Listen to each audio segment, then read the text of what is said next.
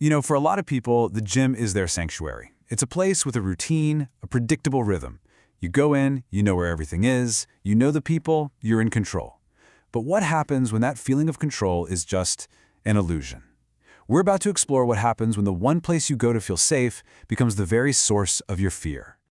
And this quote, man, it really gets to the heart of it, right? Predictability. That's why we love our routines. It's a controlled space where you can just tune out the world and focus. But for the three people in these stories, that predictable space was about to become anything but. So yeah, that's the big question here. We're going to dive into 3 true stories where the gym, a place for self-improvement, instead became a stage for obsession and terror. And you'll see just how blurry that line between safe and unsafe can get. Look, stalking doesn't usually start like some scene out of a horror movie. It's sneaky. It creeps in with these little interactions that feel totally normal, or maybe just a little bit off. And then slowly, but surely, a line gets crossed. I mean, just think about how all this started. For Nolan, it was just some guy named Josh asking for a spot.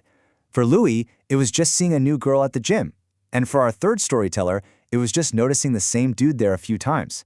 It's all so normal, you know? Stuff you wouldn't think twice about. And that right there is the first big step.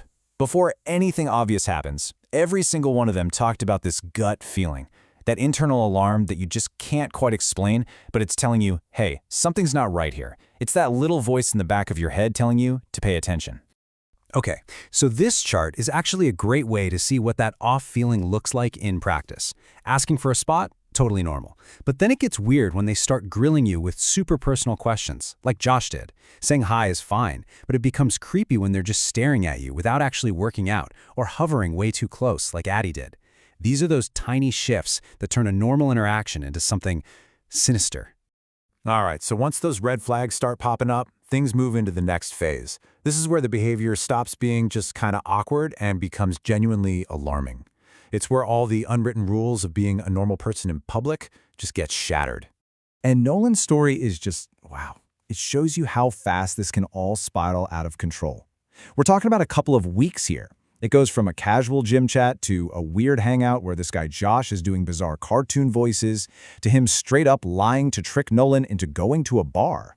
And then he's physically following him around the gym. The intensity just skyrockets. And this brings us to a really interesting and kind of creepy tactic. Josh's weird voices in public, Addie's loud, over-the-top crying in the locker room, that's what you call performative behavior. It's an act. It's designed to make their target and everyone else feel super uncomfortable. It's all a power play, designed to throw you off balance and scare you. And, of course, it never just stays in the gym, does it? For Nolan, it was Josh blowing up his DMs constantly. But for Louis, it went to a whole other level. Terrifying threats from Addie, even a picture of a knife sent to his phone.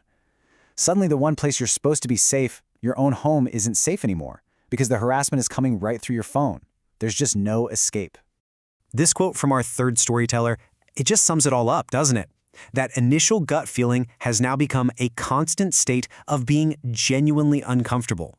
That quiet little alarm bell from before, yeah, now it's a full-on siren. And that leads us here to the absolute climax of these stories. This is the part where the unspoken threat becomes terrifyingly real. The moment when that feeling of danger isn't just a feeling anymore. It's real, and it's literally at the front door. It all starts with a sound. So picture this. Louis is at his house, late at night, thinking he's safe. And then he hears it. A knock on his window. That barrier between his safe space and the outside world is officially being breached. And then it gets worse. The doorknob starts to shake, and not just a little jiggle, it's shaking violently. This isn't someone who forgot their keys. This is someone actively trying to force their way in. And right then, as this is all happening, his phone buzzes. He looks down. It's a text from Addie. And it's a picture of a knife. The message is crystal clear. She is outside, she has a weapon, and she is trying to get to him. And this is so important to understand. The gym, that was just where they met. The actual stalking happened everywhere else. At a bar, on a quiet nature trail, right outside their bedroom windows. Every single place that was supposed to be safe was completely invaded. And get this, just think about this for a second. It only took 2 hangouts. 2. That was all it took for Josh's obsession to escalate to the point where he's standing outside Nolan's house, in the dark, watching him. It's just chilling how fast things can turn. Okay, really try to put yourself here for a moment. You're out on a quiet trail, and you realize the guy behind you is matching your every single move. You pick up the pace, and his footsteps get faster right behind you. Your heart is absolutely hammering in your chest. You're being hunted. That was the horrifying reality for our third narrator in a chase that only ended when he booked it out of the woods and screamed for help. So after you go through something that terrifying, what do you even do? How do you start to feel safe again? How do you get your life back? The psychological damage is just huge. This isn't something you just get over. It's this lingering paranoia where you're constantly scanning every room to see who's looking at you. It's hypervigilance, like Nolan obsessively checking his door locks over and over. And ultimately, it's a total loss of security that forces them to upend their lives, to cancel memberships, and change everything about their routine. But the good news is they did fight back. They took their safety back. And here's how they did it. First, they cut off all contact, blocked on everything. Second, they changed their routines entirely. And third, they got the authorities involved. Louis had Addie arrested, and Nolan put up security cameras. The lesson here is crystal clear. You have to set hard boundaries, and you absolutely cannot be afraid to enforce them. And we're going to end with this one last quote from Nolan, and it is chilling. It's such a stark reminder that a simple act of friendliness can be twisted into something dangerous by the wrong person. It really makes you think, doesn't it? In a world where we try to be open and friendly, how do you protect yourself when someone just decides you belong to them?